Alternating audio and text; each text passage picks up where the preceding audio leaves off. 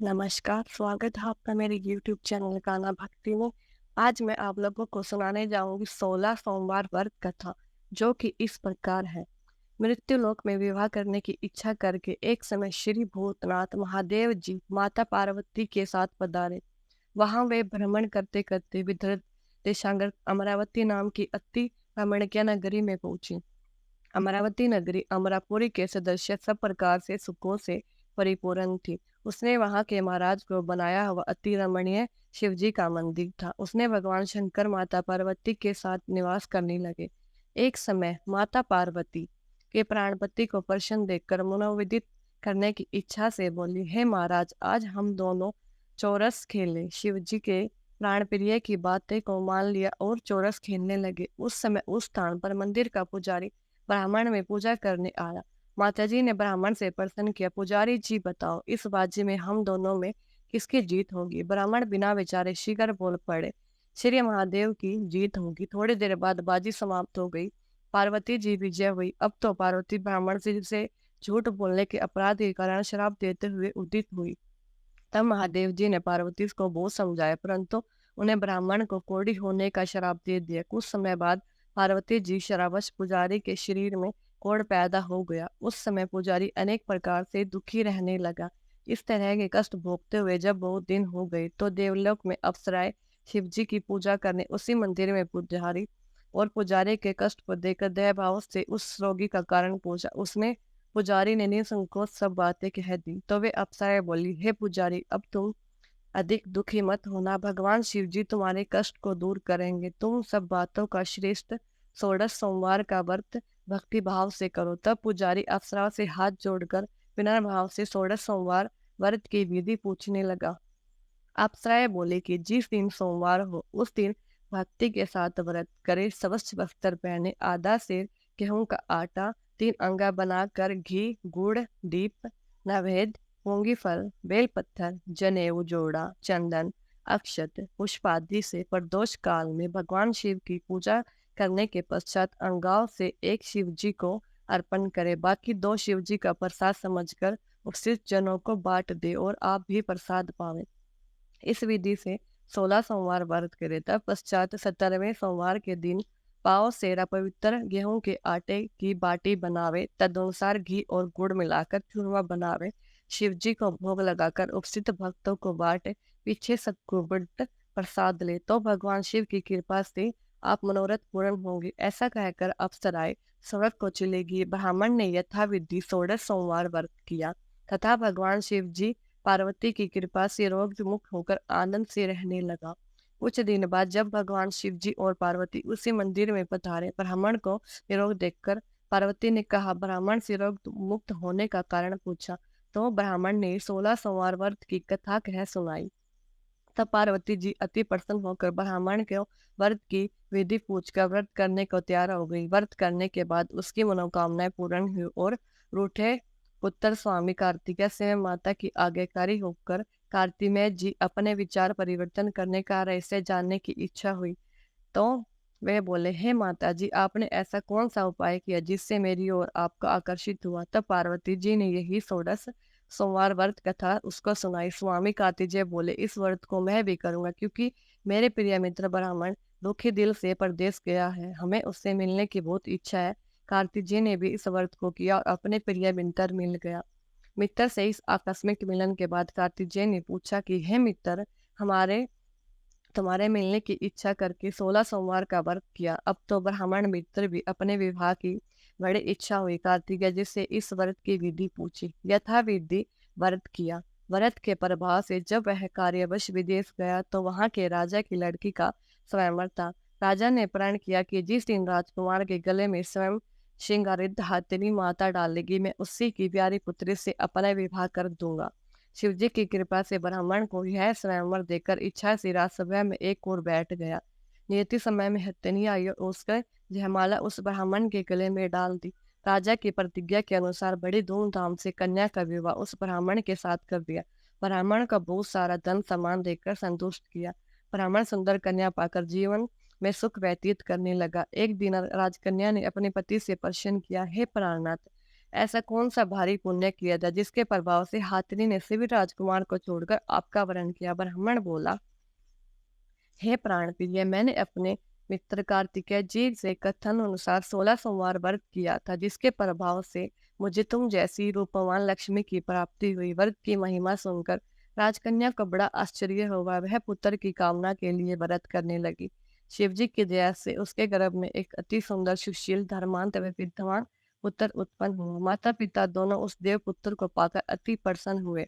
उसका लालन पालन भली प्रकार से करने लगे। जब पुत्र समझदार हुआ तो एक दिन उसने अपनी माता से प्रश्न किया, माँ, तूने कौन सा तप किया जो मेरे जैसा पुत्र तेरे गर्भ से उत्पन्न हुआ? माता ने पुत्र का प्रश्न बल मनोबल जानकर अपने किए हुए 16 सोमवार व्रत की विधि सहित पुत्र को संपूर्ण प्रकट किया। पुत्र ने ऐसे सल व्रत को सब तरह से मनोपूर्ण करने वाला सुना है, तो इस व्रत को राज्य अधिकार पाने की इच्छा से हर सोमवार यथाविधि व्रत करने लगा।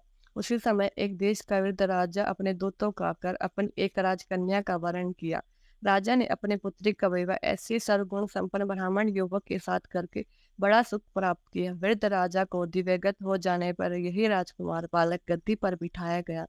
क्योंकि दिव्यगत भोग का कोई पुत्र नहीं था, राजा का अधिकारी है, वह ब्राह्मण के पुत्र 16 सोमवार का व्रत करता था। जब 17वां सोमवार आया तो विपुत्र से अपनी प्रिय माता से सब पूजन सामग्री लेकर शिवालय को चलने को कहा, परंतु प्रिय माता उसकी आज्ञा की परवाह नहीं की। दास दासियों द्वारा सब सामग्री शिवालय भिजवा दी और आप नहीं की। जब राजा ने शिव जी का पूजन समाप्त किया तब एक आकाशवाणी राजा के प्रति हुई। राजकुमार ने सुना, हे राजा, अपनी रानी को राजमहल से निकाल दे, नहीं तो तेरा सर्वनाश कर देगी। वाणी का सुनकर राजा की आश्चर्य का ठिकाना नहीं रहा। तत्काल ही मंत्र ग्रहण में आकर सदाभाव को सबों को बुलाकर पूछने लगा, हे मंत्रियों, मुझे आज शिव जी की वाणी हुई है, राजा तू अपनी रानी को निकाल दे, नहीं तो तेरा सर्वनाश कर देगी। मंत्री ने यह सब बड़े विस्मय और दुख में डूब गया, क्योंकि जिस कन्या के हाथ राज मिला है राजा उसी को निकालने का जाल रचता है, यह कैसे हो सकता है। अंत में राजा ने यहाँ से निकाल दिया। रानी दुखी हृदय से भाग्य को कोसती हुई नगर से बाहर गई। बिना पत्राण, फटे वस्त्र, भूखे धीरे धीरे चलकर एक नगर में पहुंची। वहां एक बुढ़िया सूत काटने बेचे जाती थी। रानी उसकी करुण दशा का देखकर बोली, चल तू भी मेरा सूत बिकवा दे, मैं वृद्ध हूँ, भाव नहीं जानती। ऐसी बात बुढ़िया की सुन रानी बुढ़िया के घर सूत गठरी उतार कर चली। थोड़ी देर में आंधी आई, बुढ़िया सूत पोटली सहित उड़ जाता। बेचारी बुढ़िया पछताई, रानी को उससे दूर रहने को कहा। तब एक रानी तेली के घर गई तो तेली के मटके शिवजी के प्रकोप के कारण चटक गई। ऐसी दशा देख तेली ने रानी को अपने घर से निकाल दिया।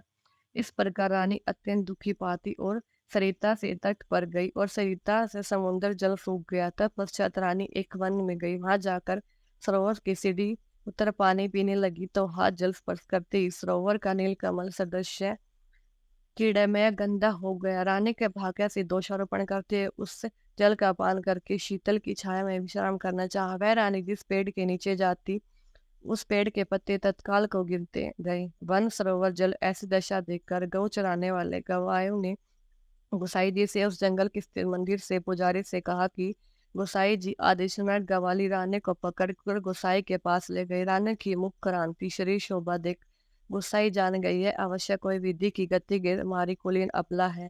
ऐसा सोच पुजारी जी रानी के प्रति कहा, पुत्री, मैं तुम्हारे सम्मान रखूंगा, तुम मेरे आश्रम में आ जाओ, मैं तुम्हें किसी प्रकार का कष्ट नहीं होने दूंगा। गोसाई ऐसा वचन सुन रानी को धीरज हुआ, आश्रम में रहने लगी। परंतु रानी रात को भोजन बनाती, उसमें कीड़े पड़ जाते, जल भर कर लेकर आती, उसमें कीड़े पड़ जाते।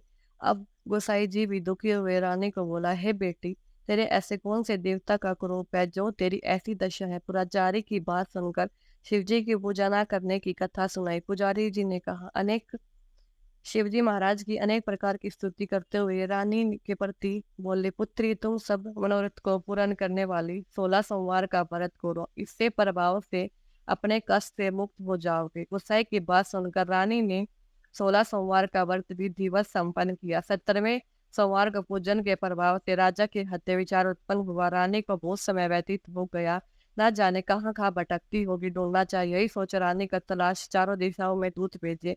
वे तलाश करते हुए पुजारी के आश्रम रानी को पाकर पुजारी से रानी को मांगने लगे, परंतु पुजारी ने उसे मना कर दिया। तो दूत चुपचाप लौटे और आकर महारानी के संपूर्ण पता का बतलाने लगे। रानी का पता जानकर राजा स्वयं पुजारी के आश्रम में गए। पुजारी से प्रार्थना करने लगे, हे महाराज, जो देवी आपके आश्रम में रहती है वे मेरी पत्नी है। शिव जी के कोप के कारण उनको त्याग दिया था। अब उसके शिव का प्रकोप शांत हो गया, इसलिए मैं उसे लिवाने आया हूँ। आप इसे मेरे साथ चलने की आज्ञा दे दीजिए। गोसाई जी राजा के वचन को सत्य समझकर रानी को राजा के साथ जाने की आज्ञा दी। गोसाई की आज्ञा पाकर रानी प्रसन्न होकर राजा के महल में चली गई। नगर में अनेक प्रकार के बतावे बजने लगे। नगर के दरवाजे पर तोरण बिंदरवाल व विधि से नगर सजाया गया। घर घर में मंगल गान होने लगे। पंडितों के विविध वेद मंत्रों का उच्चारण कर राजा रानी का आह्वान किया। ऐसी अवस्था में रानी ने पुनः अपनी राजधानी में प्रवेश किया। महाराज ने अनेक तरह के ब्राह्मणों को दान आदि देकर संतुष्ट किया। याचकों को धन धान्य दिया। नगरी के स्थान स्थान पर सदाव्रत खुलवाए। यहाँ भूखों को खाना मिलता था। इस प्रकार राजा शिव जी की कृपा का पात्र हो राजधानी में रानी के साथ अनेक प्रकार के सुखों का भोग करते हुए सोमवार व्रत करने लगी। विधिवत शिव पूजन करने से लोक में अनेक सुखों का भोग करने के पश्चात शिव पुरी को पधारे। ऐसे में जो मनुष्य मन वाचा कर्मणा द्वारा भक्ति सहित सोमवार का व्रत पूजन इत्यादि विधिवत करते हैं, वह इसी लोक में समस्त सुखों को भोगकर अंत में शिवपुरी को प्राप्त होते हैं।